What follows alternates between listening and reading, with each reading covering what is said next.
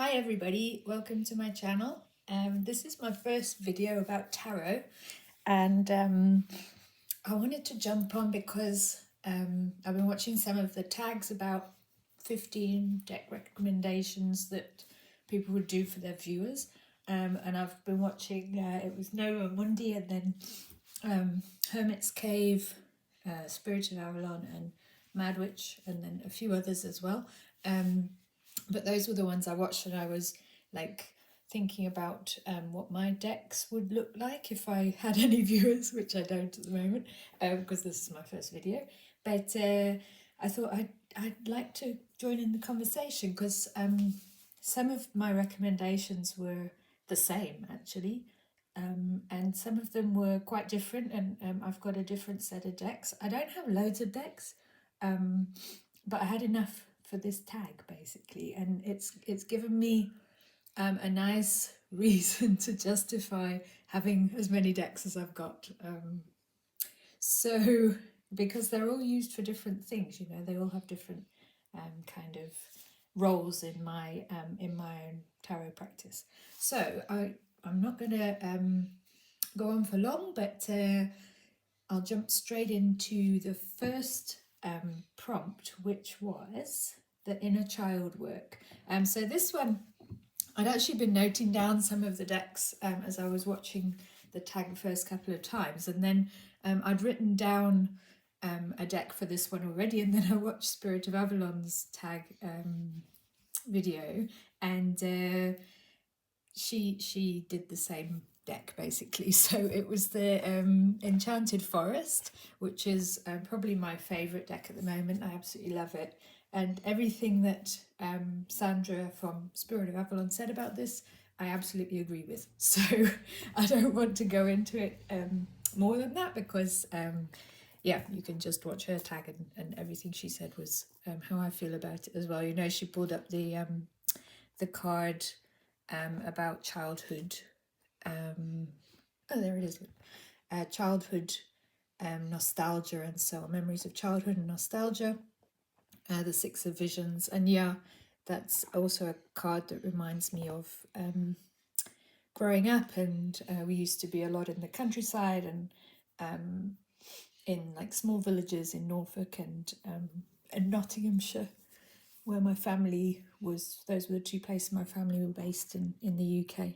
So yeah, it really has that sense of childhood for me, and the sort of folk tales aspect of it as well, which, you know, sometimes they're dark and sometimes they're warnings, like the troll under the bridge, but yeah, it brings back all of those kind of childhood memories for me. So that is my number one pick for inner child work. Number two prompt was for shadow work. So this is a deck that's powerful for helping readers face their shadows. And it's a recommendation for deep transformation and self-inquiry. Now, a lot of the videos I've seen responding to this prompt have been quite dark decks, but the only one that I've really recently worked with, which has done that kind of deep transformational work with me, is this one, the Curious Creatures, which doesn't look like a shadow work deck. Obviously it looks quite light-hearted, and the cards are sort of, you know, some of them are quite funny, and it's animals like dressed in clothes, so it's like, it doesn't look like a serious deck. But the first time I worked with it in any depth, I tried following the explanation at the start of the book, which is really useful. First of all, they explain how you meet your guide for the deck, and you choose your own guide out of the cards. And my guide was this card, Temperance, which is a black jaguar. I don't know, temperance has been important to me over the last couple of years for various reasons. And so I chose and I love this card, it's absolutely beautiful. And it's a black panther or jaguar, black jaguar. And yeah, So that was my guide. And then I also followed some of the prompts there. Why did you pick me? What qualities did you detect, and so on. And then how will I best support you, and so on. And I went through those prompts, but then I also did the path working, and it was really, really cool, and actually gave me some really important kind of sort of things to think about in terms of my priorities and my, like, the way my life has been going for the last couple of years. So it was really intense, actually, and I absolutely love this deck. It's much kind of more powerful than it looks from the outside. And once you start working with it, it's really quite a deep and intense deck. I also love the Seven of Cups card because this is a Vizsla, and I have two Hungarian Vizsla. It's a breed of dog, and I have two of them, and I love them. So yeah, there's some really beautiful cards in here. Empress, the Devil. I like the way he's smiling. The Hanged Man. I do other videos on YouTube, but they're connected with, I make like I do arts and crafts and so on, and I've been making dolls, and one of the things that I do is put weird animal heads on human bodies. So I think because of that as well, this deck kind of speaks to me. There's an example here, actually. There you go. There's a hare head on a human body. They're quite strange. But yeah, this is because of that. I think I also like the imagery in this deck. Some people might not like it as much. There's two Fool cards, I think. Strength. Yeah, I won't go through all of them, but that is a deck that I would really recommend for personal reflection, personal growth, and self-inquiry, and yeah, to actually have a look at the guidebook as well, because I think it's just really, really nicely and accessibly written. And yeah, although it was a powerful experience, it was also quite a comforting and supportive experience. So I do find the deck quite compassionate as well. So that was my shadow work prompt. Okay, the third one is for deity work. So it says, or spirit guides. So a deck that serves as a spiritual bridge, perfect for working with deities, spirit guides, or higher realms. And I don't really do deity work. I have a sort of Gaia-centric, if I can say it that way, kind of spiritual approach. And I actually look for animal spirits in nature. So I'm out every day walking my dogs, and often sort of see unusual animals, or I'll come across an animal in the wild, and I take that as a kind of message, or almost as a as a way of interacting with the world, which is what I'm doing. So I often go and then look at the symbolism of that animal. So for example, a kingfisher. There's a lot of kingfishers. You can see there I've got a little kingfisher in the background. There's a lot of kingfishers along the river that I walk my dogs. And we see also herons, cranes, sometimes jackals. There's various animals around. And the deck that I sometimes go to for that is this, the medicine cards. It's a very old deck. I think it was the second deck I got, second or third. And you know, there's concerns obviously now about I mean, this was, you know, decades ago that I got the book, that I got the deck, but there's concerns now about cultural appropriation and so on. I've tried to do a bit of digging to find out about the authors of the book, and you know, they do seem to have some connection with the kinds of traditions that are discussed in the book. But I don't use this as an oracle anyway. I use it as a kind of reference almost for symbolic meanings for animals that I might come across in the wild. And, you know, a lot of these are American animals. I'm not in America. But, you know, you can sometimes find equivalent animals, and then I'll look at the, yeah, there's herons, you see. I quite often come across a heron while I'm out, and then I'll look at the meaning of heron and the kind of symbolic and what else do they have? They have the symbolic meaning. They'll have a story about the animal, and then they'll speak at the end about if you picked this particular animal's medicine, and then they'll make some suggestions about it. So it's quite nice. I mean, I sometimes accompany that with like looking at the symbolism online as well, because there's obviously a lot of resources now that that we can access. But yeah, that's I guess the kind of deity work I do. The only other deck that I've got that might be linked to that was also one that Spirit of Avalon, that Sandra from Spirit of Avalon mentioned, which was the beautiful Old Ways Oracle from Naomi, what's her surname? I ordered this from a website when I was in the UK last time, Naomi Cornock. And this is an absolutely beautiful deck. And yeah, I haven't been reading the guidebook for this one. I've been working with it intuitively. I think the guidebook's probably very nice, but I love the images. And so I've just been pulling a card and sort of seeing how that speaks to me. And a lot of the symbolism and even the words, liminal, it's one of my favourite words.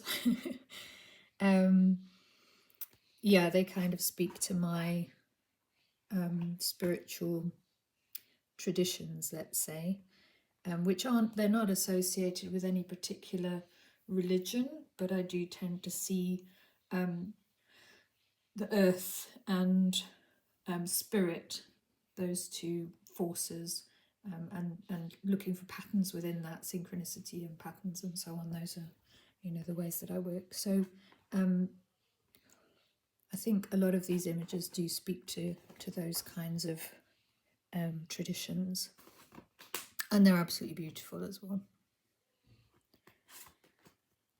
Wisdom.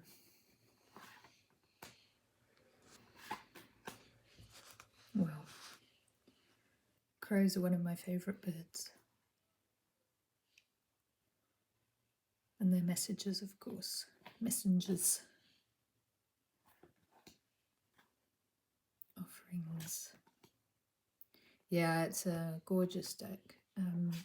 I've been trying to take one card a day. Don't always remember, but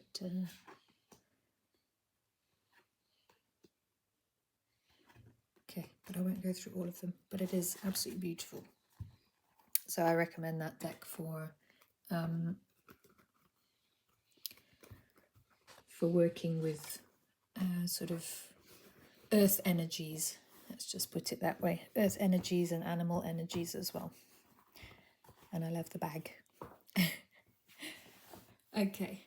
The next prompt was Ancestor Work. So this was quite interesting for me to think about.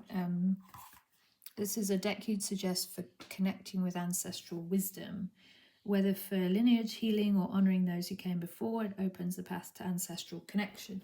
And so when I first saw this prompt, I thought about this deck. I recently got it. It's the Mythologica Fennica Finnish Wisdom, and it's the only deck I've got like this. I'm quite interested in sort of Northern European myth, and I mean I have a European heritage,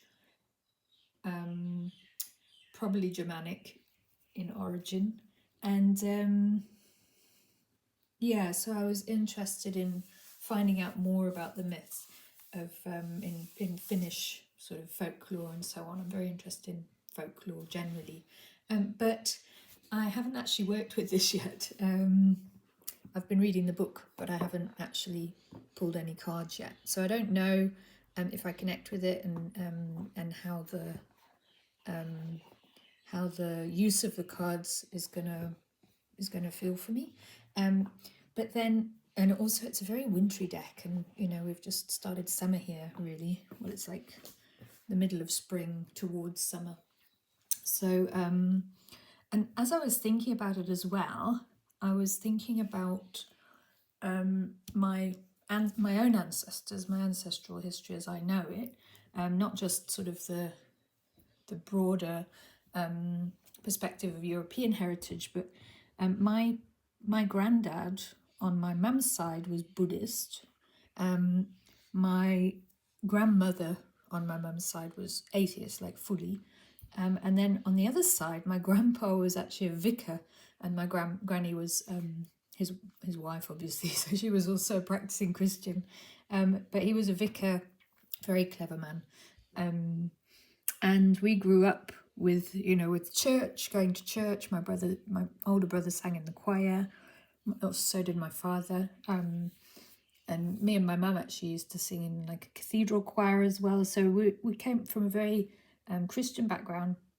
And then I married a Jewish man. So there's also, my grandfather was also very interested in Hebrew and reading the Bible in Hebrew. And now I can speak and read some Hebrew. So, you know, it's very Christian slash Judaism background. So actually, for ancestral work, I should probably reach for the RWS. And I haven't worked very closely with like the real RWS. I started from a completely different tarot tradition, which I'll talk about later. But I've recently got a kind of normal RWS deck. It's the what's this one called? I've forgotten. No, it's not the Illuminated. It's anyway. So yeah, in a way, I think the RWS would be kind of ancestral lineage, particularly with the symbolism for me, which was quite an interesting thing to think about when I was thinking about this prompt. And obviously there are some RWS decks that work with things like Hebrew letters and the Kabbalistic side of things. I haven't really gone into that or into the Crowley stuff or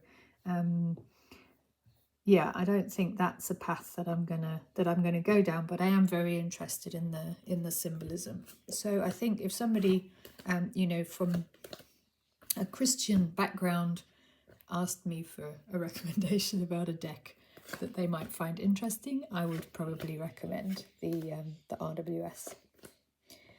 Yeah, I've still forgotten what this is, and I'll post a note to say which. Oh, hold on, the booklet's here. Radiant, there, it's a Radiant right away. I'm actually looking for a nicer deck. This one's fine, it's US Games, but this is pretty flimsy. But I was watching the Simon from Hermit's Cave, his video earlier, and there's a couple of really nice decks just coming out. That illustrated one by the Ukrainian guy, I can't remember the name of it, but anyway, it looks really, really nice, so maybe I'll get a new one. Divination, the next prompt number 5, was Divination, a deck that excels in traditional divination. Clear, direct and accurate, and this is your top pick for those seeking predictive insight or practical answers. And I would recommend this one, maybe Lenormand by Ryan Edward. I commented on somebody's video recently about this, but I got this Lenormand not very long ago, and I tried it out. It's got a nice clear book explaining how to read the cards very, very easily. Very nicely explained, very easy to follow, and it explains the grand tableau and 3 card strings. This Lenormand actually has more cards than a traditional Lenormand. So instead of, is it 36? Yeah, it's 36. This deck actually has 52 cards. But I've separated out the additional cards just so I could like work with the original 36 first, and then like obviously you can add these in later once you're used to Lenormand kind of readings. So those are the additional cards. They're very cute, like nice little drawings as well. But I did one reading with it, and it was so ridiculously accurate and prescient actually. So I did a full tableau, the grand tableau, and I got the coffin card next to the significator, and it was next to my dogs, and I got freaked out. Well, the dog card, and I thought, oh my god, one of my dogs is going to die. But there are various other cards around it which could have meant obviously different interpretations. And then so I did a 3 card draw, and I got the coffin again, and I was like, oh my god, this is too stressful, and I put them away. And later on that evening I found out that my auntie had actually passed away. So yeah, that was kind of intense. She'd been ill for a long time, but we were still surprised by by it taking place that particular day. But yeah, so it kind of freaked me out, and I haven't used it since. But it was so, it was so accurate, and the 3 cards as well can, they can be very, very precise. So I will try it again one day when I'm less frightened of it. But yeah, anyway, that particular Lenormand also is it's a really nice set because of the additional cards. Okay, then as above is the 6th prompt. So this is a deck that connects the reader to cosmic or spiritual realms, ideal for soul work, life path exploration, or messages from the higher self. And I've got the Earth Alchemy Oracle for that. I love this deck. It's so bonkers. I just picked it up in Norwich. My mum lives in Norwich, and there's an old head shop there. It's like they claim it's the oldest head shop in the UK or whatever. It's called Head in the Clouds. It's absolutely brilliant, and they have they stock a few decks, and they had this one. And I'd been looking for a crystal deck, but I didn't realise that this is an absolutely bonkers cosmic crystal deck, and I love that actually. So the cards themselves. So there's a diamond ray there. I'll show you a few of these cards because I haven't seen it on many walkthroughs. Lilac Spirit Quartz, Community, and it's got nice keywords, I like a deck with a few keywords, so you've got something to work with. Amber and Dawn Redwood. So yeah, it brings in nature as well. So there's the Amber. Rewild. Oh, I haven't seen this card before. Druid, Tree Keeper. Perception versus reality. Oh, that's actually a really nice card. Pink Chalcedony. Creativity. Life is your canvas. Sanctuary of Light, and Mugwort. So it has a crystal associated with each of them, but it also has plants and other kinds of sort of earth related things. Mamakako and rhodonite. I just want to find one. Amethyst and passion flower, so I can show you the book, because it's the explanations that are absolutely bonkers and cosmic. So amethyst, hey? the book's a bit frustrating because you have to go through the whole list. Amethyst and passion flower. It's not ordered alphabetically or anything, but it's a small gripe. So there's amethyst and passion flower. So you get transmuting, breaking addictions, nervous system, and fire. And it starts off, amethyst medicine wants to dig deep through all parts of you to transmute blockages. It's a calming energy and so on. But then it'll go into things like this. The core of the violet fire's medicine and transmutation provides you access to heal through cleansing and purifying. Ascended Master and Alchemist Saint-Germain is keeper of the violet ray with his twin flame Lady Portia, the goddess of justice, who oversees its light. So it's got this extra kind of level of cosmic the knowledge that's always added into the descriptions. And it's not for everyone, but I absolutely love it. You know, they talk about they talk about things like the stone which one are we talking about here? Ethiopian opal, fertile ground. And then they say the stone brings light keys of the beings from the star constellation of Pegasus. Call on a being from Pegasus to assist you in pure healing light. So it's this sort of cosmic level of crystal work, which I'm familiar with because a friend of mine was really into that stuff like a long time ago. A good friend of mine introduced me to some of those sort of theories, and but I haven't worked with it, and I haven't even come across it for years. And when I got this deck, I was really pleased to find that in there because it's actually quite fun. I don't understand hardly any of it, but it's really nice to, and I think the images are absolutely gorgeous as well, which really helps.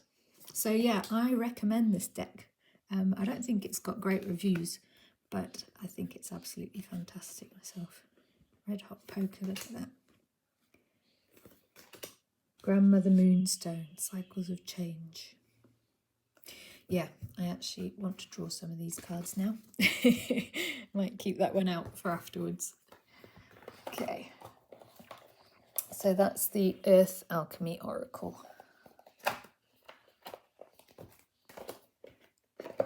Okay, the next prompt was so below. So this is a deck you recommend for grounded real-world readings. And the one I would recommend would be Woodland Wardens. I think most people are familiar with this. It's been around quite a lot over the last couple of years. I absolutely love it. And it's just a beautiful deck. The cardstock's lovely. The booklet is so clear. It's really nicely written. I was doing a daily draw with this for several months. And it was very soothing, and it always reflected the major themes in my life that day or week or whatever. And it always highlighted things like around my career and stuff like that. So it was very practical, which is why I'm saying this would be one I recommend for grounded readings. Just the way she writes as well. So Salamander and Black Pepper. Have a quick look at that one. Oh, there it is. So yeah, symbols of fire and heat, salamander and black pepper call us to be full of energy and inspired. And the reading, a new opportunity awaits to fulfill it, remain inspired, applying your full energy to your creative endeavours. And I just love how clear that is and how clearly it relates to what she says here about the symbols. She always links them really carefully to the meaning of the card, and then there's always a couple of prompts as well. What inspires me? And they add quite a lot to it as well. So even though it's a very short kind of interpretation, it always felt really on point, you know. What inspires me? How do I invite and incorporate more inspiration into my life? Yeah, so that is one I would 100% recommend. It's my favourite oracle, I think, that I've got, and just a really useful, practical kind of tool. Okay, So the next one, so it was as above, so below. A hug deck, that's right. So a deck that offers emotional comfort and support, gentle, compassionate and soothing. This is a deck that feels like a warm hug for anyone going through a tough time. And you'll see I have quite a lot of wood decks. I'm a wood tiger, actually, and I'm very keen on wood and forest. And yeah, so I got The Secrets of Wandwood. So this is by, what's her name, Phil and Jackie Lovesey, I don't know how to say that. And they've done quite a bunch of books about, quite a bunch of decks about this character Matlock the Hare. They've created this whole kind of universe, and it has like alternative words for things.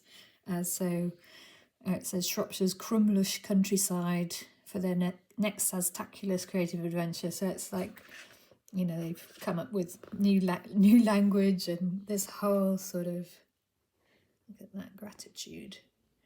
And the book's lovely. So yeah, the book always has a story about the character in the picture. And I think at the end it usually gives you a little bit of like a advice for the reading. So that one is forgive, and the suggestion is not to be able to forgive yourself for doing something clutterbust is perhaps the most clutterbust thing of all. So yeah, forgiving yourself, which is, so this is very much a warm hug. I absolutely love the art, and it's just really kind and fun, and this lovely kind of storybook feeling to it as well. So I would recommend any of her decks. I've only got this one. I think Mad Witch, Giselle showed what was one of the other ones? I saw a video recently, and she's got the one with the white hair, which is a female hare. This one's based on Matlock the Hare, which is a male hare. So she's got a few different kind of characters and decks. There's a new deck out. Yeah, but they're absolutely lovely. She's a UK artist, and I would definitely recommend having a look at their website and their work.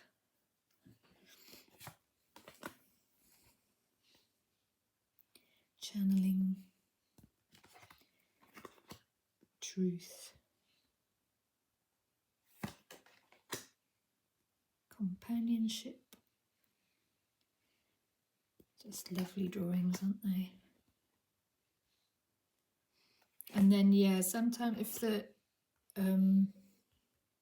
the keyword doesn't always very evidently relate to the picture, but when you read the story in the companion book, it all makes sense. Be magical. There's a grumpy rock. I think this was the question rock or something. It's like, yeah, they're really nice. Okay, so I would recommend that as a hug deck, or any of their decks, really. Okay, next prompt. A feel-good deck, a deck that uplifts, encourages, and energizes. Oh, this was interesting. So whether through colour, artwork, or message, this one is a perfect feel-good recommendation for readers who want joy and empowerment. And I decided on a couple of different ones, but then I thought about this one. Just going to pull it out here. I have it on my desk, and it's a tiny little... Oh, look, it's a bit dusty. A tiny little sigil deck, and I love it. It's Priestess Moon, sorry. Making magic, and it's just a very small set of sigil cards. What was that one? Insight. Opens the third eye to strengthen intuition, and I just pull one like whenever I want, and then I'll leave it out, and they're always positive. There's no negative cards here. They're like little blessing cards, and I just really, really enjoy them. So it's like a very feel-good deck. The messages always make you feel good and give you like a little bit of a boost for the day. I'm just gonna see what I pull. Perseverance, the motivation to keep going despite the odds. So I have to finish this this video prompt tag thing. Let's just have a look at the couple.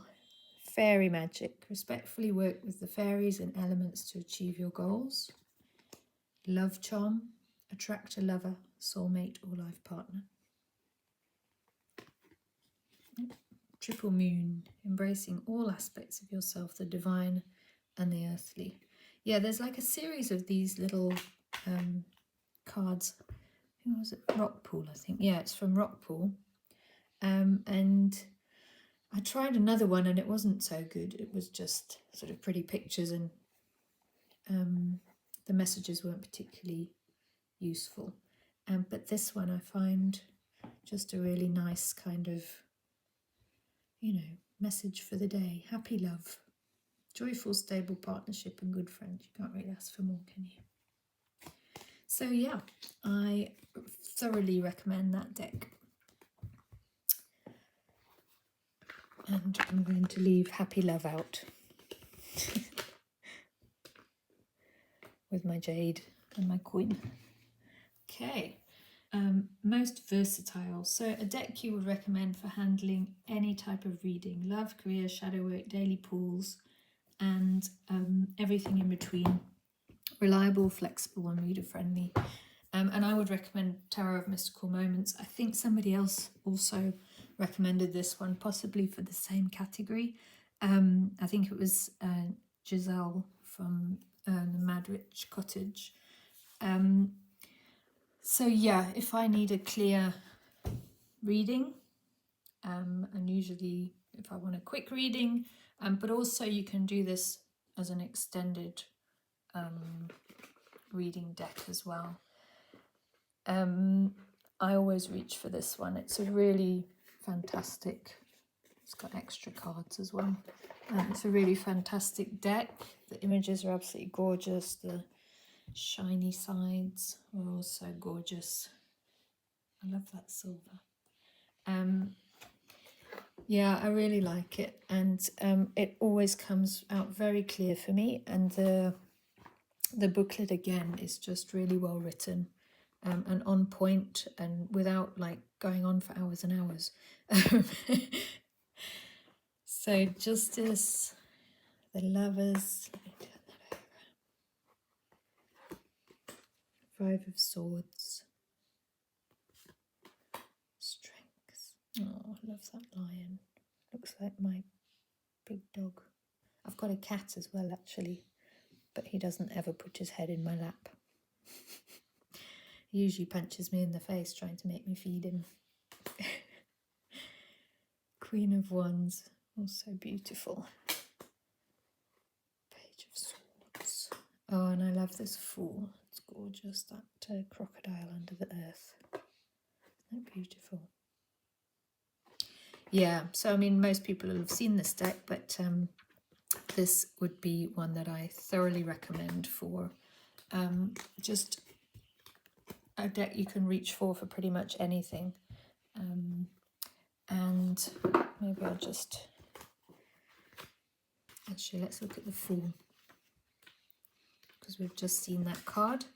The Fool, an adventuresome young girl, begins her journey walking through a blooming garden. The Fool is pure and innocent. She enjoys herself and is curious. Her companion is a small bird, but the path she's walking on is actually the tail of a huge crocodile. But the Fool is not aware of the danger. She knows that life is full of surprises and one has to be willing to take risks. So upright, spontaneity, bold beginnings, adventure, naivety, new horizons, potential.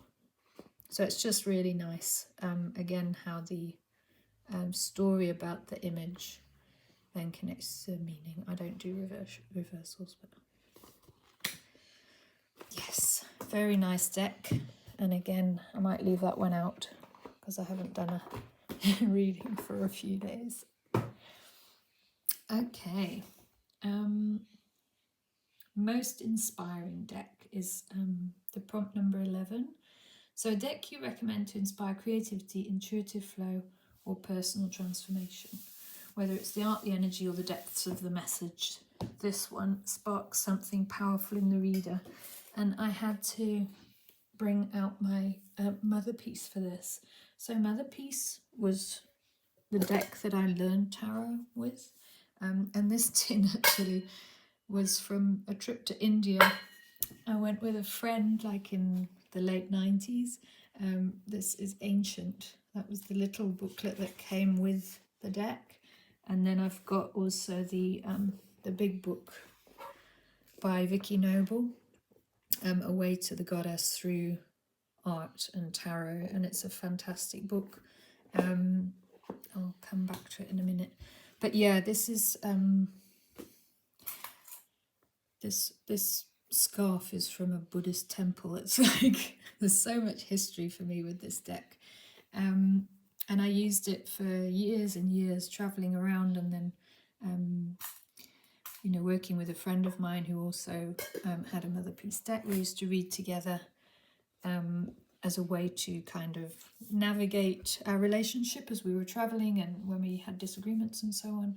And also sometimes to decide what to do next, through a discussion about what was happening in the cards. So that's how I learned to look at tarot as like a mirror, a way to look at yourself by looking at the images and symbolism on the deck. And of course this deck is really important in tarot history. I've got the mini. I know there's a massive version. I think my friend had the massive one, but we travelled with the mini. And I absolutely can't say enough about this deck in terms of the history of tarot and how this was a direct challenge to, a lot of the patriarchal kind of elements of traditional tarot. So it's intellectually inspiring for me. The symbolism in there, the amount of research the creators did when they were designing the deck. So you can look at, for example, okay, I've got my tag there in chapter 13, which is Strength. And I've got the deck in order, so I'll just find the Strength card. There she is. So you get this whole description of the tarot tradition. Strength card represents matriarchal consciousness in contrast with the patriarchal dominance of the emperor. So they'll go on. In traditional tarot decks, she opens or closes the lion's mouth. In the Crowley deck, she's lust. All the great goddesses are credited with bringing both sexuality and language to their people, and they're very much, they talk about different goddess traditions throughout the book. And then in the Mother Piece image, Strength is represented by pre-Celtic Bridget, queen of the land of Faerie. She was the mother goddess, the triple muse. So the amount of research they've done on goddess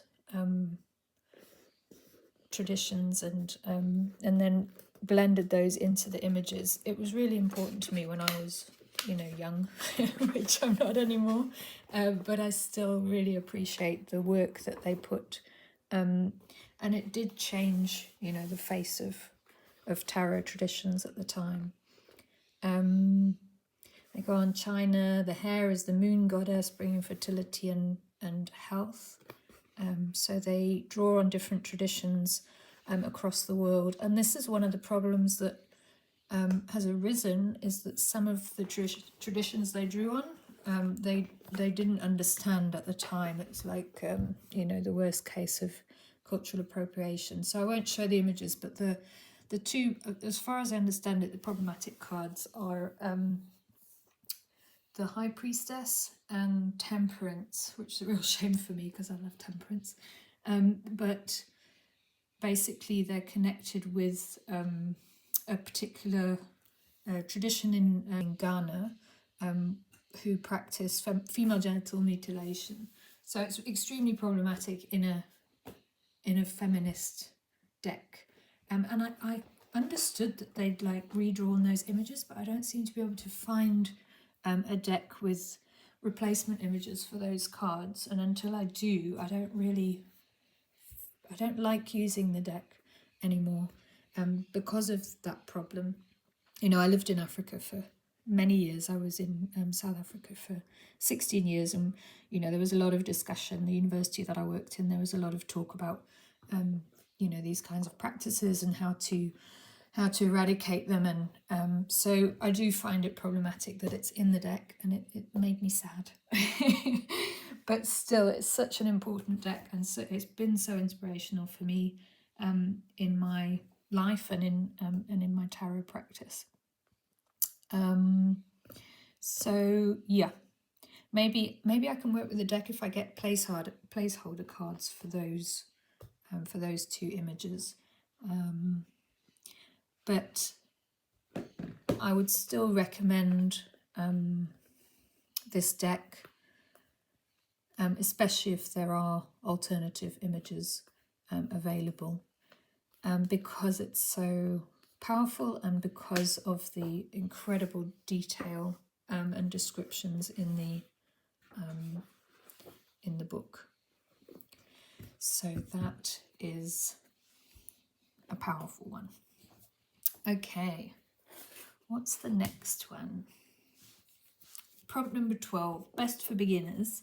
So this is a deck you'd confidently recommend someone just starting their tarot journey.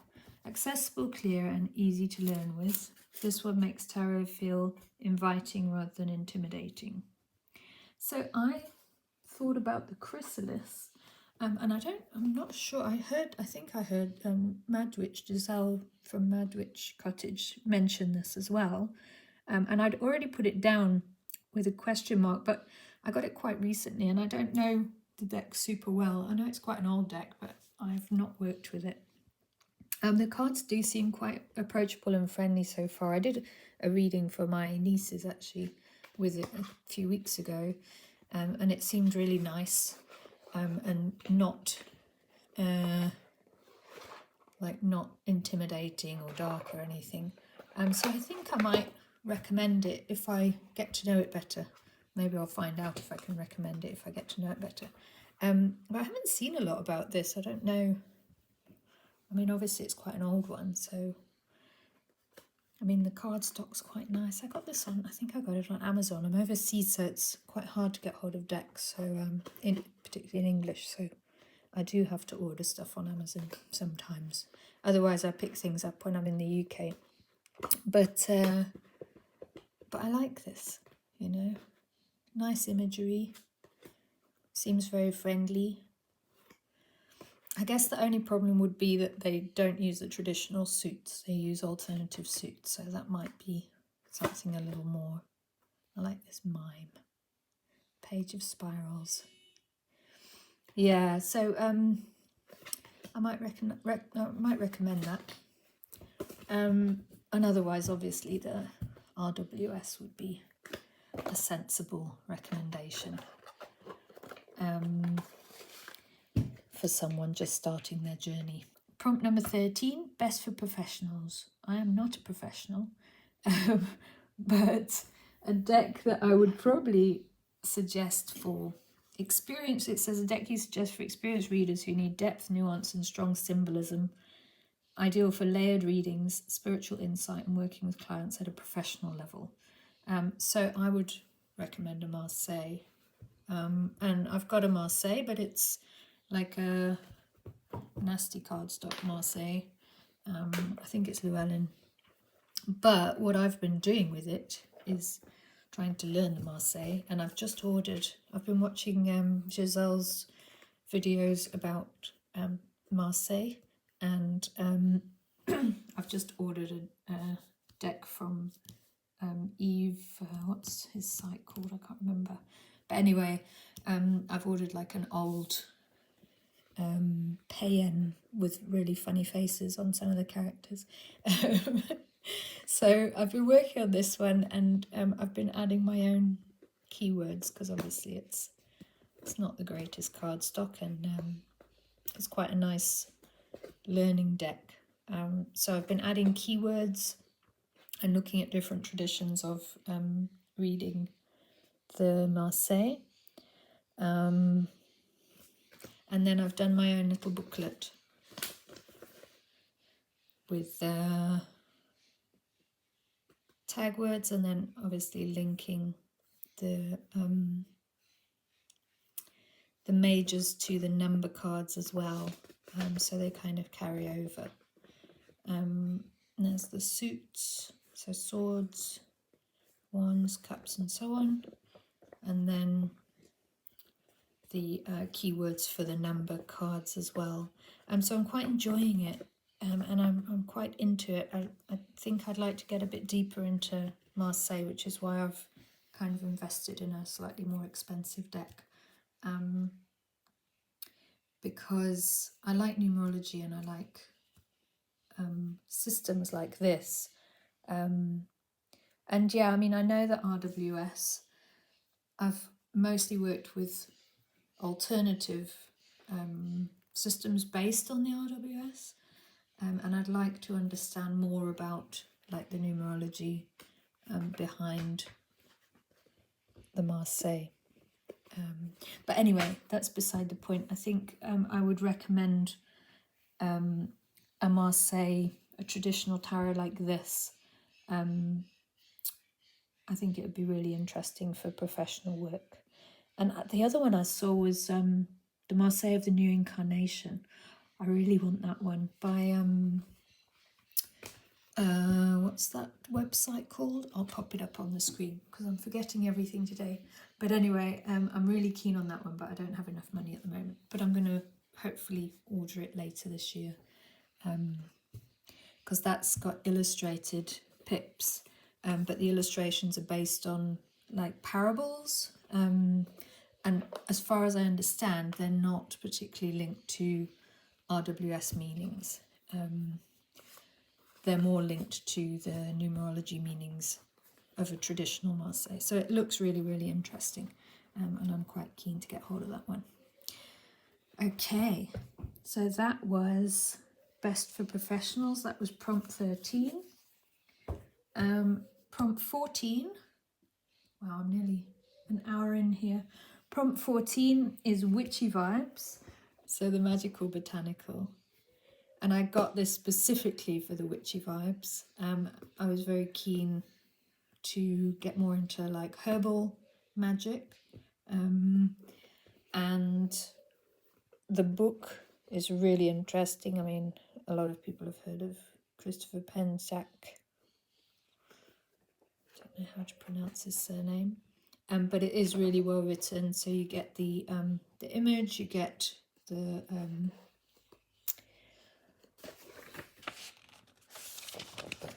what are they called? Correlations. I'm thinking of the wrong word. So you get the Latin name, the planets, the element. I'll show you the cards in a minute, but the drawings are absolutely incredible. And then you'll get magical meaning of ivy, the plant spirit medicine. So it talks about ivy coaxes us back into our body to be grounded, rooted and centered. Ivy helps us reach for the light.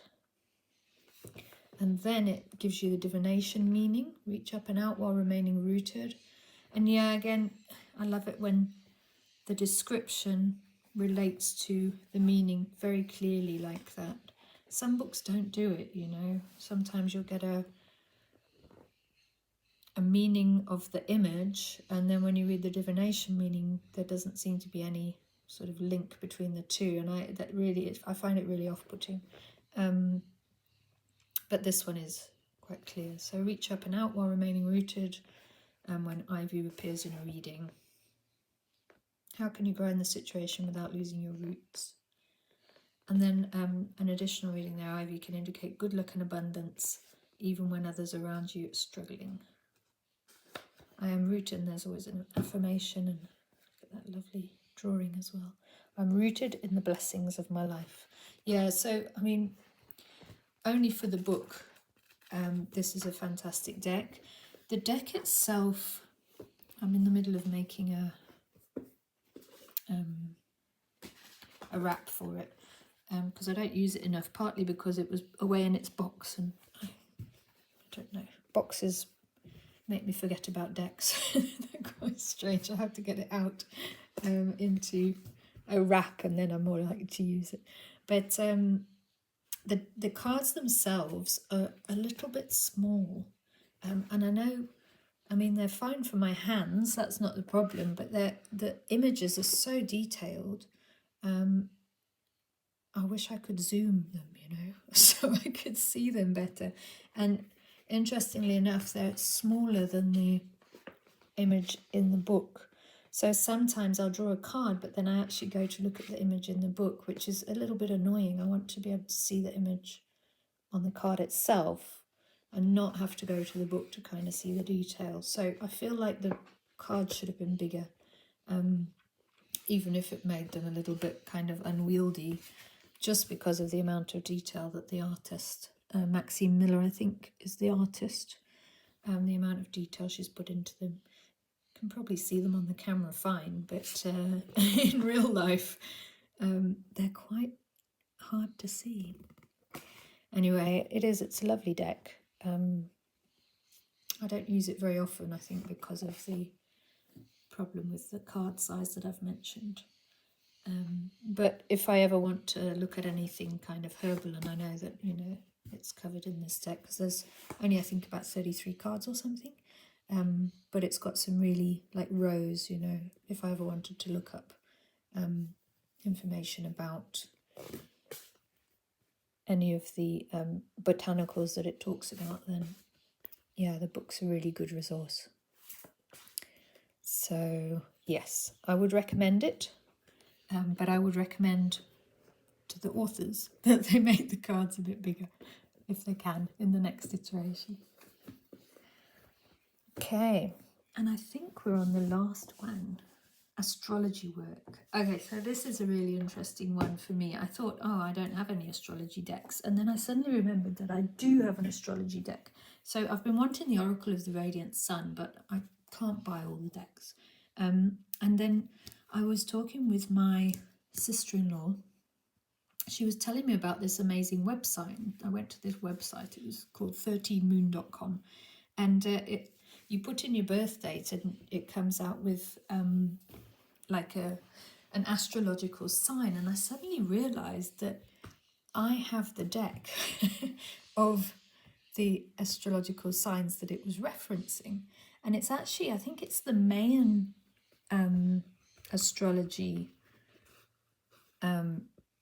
system, and I was given this years ago. Yeah, there you go, Mayan Cosmologica, and I was given it by a very good friend.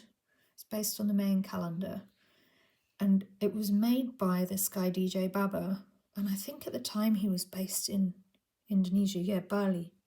My friend went to Bali, and she brought this back and gave me this copy, and it's just the most incredible little thing.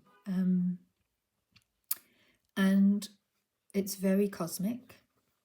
She was also the person that introduced me to lots of cosmic ideas and theories. Flow Dance Foundation. But it's just really, really interesting. So that's the wheel from the Mayan calendar, the moon and the sun. And there's the different moons. And you can see the year that we're talking about here. That's when I got the deck, 99. And I am,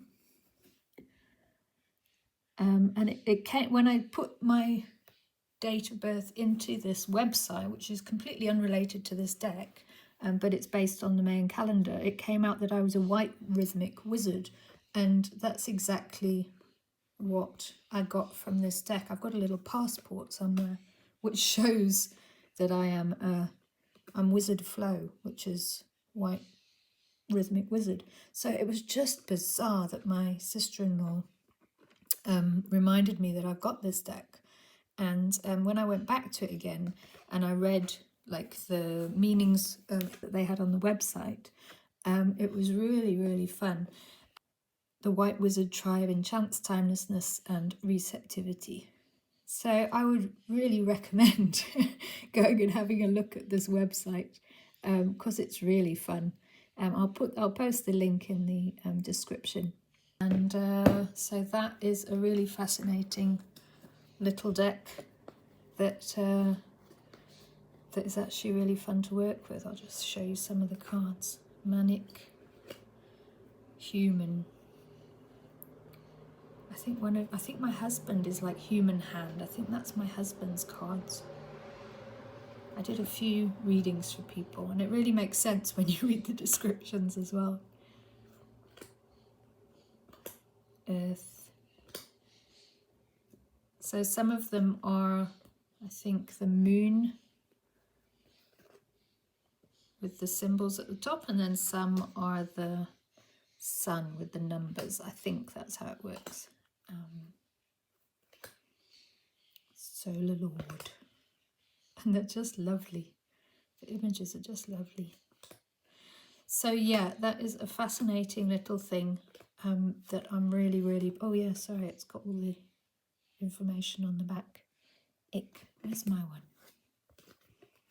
UAC, rhythmic flow, rhythmic pulse, time, space, equality, creation of the cycles of time based on the cosmos, non-judgmental. And it's so interesting because I really try not to be judgmental. It's an aspect of people that I really, really admire, is people who are non-judgmental. Wizard, that's me. So wizard is chakra root, planet Maldek, asteroid belt, element midnight, conscious global, reality emotional, psychic, essences refining, outputs express, enchants, frequencies enchants, timelessness. And you see these are the same keywords that came up on the website. Personality, secretive, sensitive, intelligent. So it's obviously this huge whole system, which, you know, I've got here, and it's there on the website as well. And I don't know, the synchronicity of coming across it again so many years later was really interesting. So that is that, and I hope you guys have found this quite interesting. I'm not expecting to get many views, but if anybody has any comments about any of it, that would be really great. Okay, bye guys.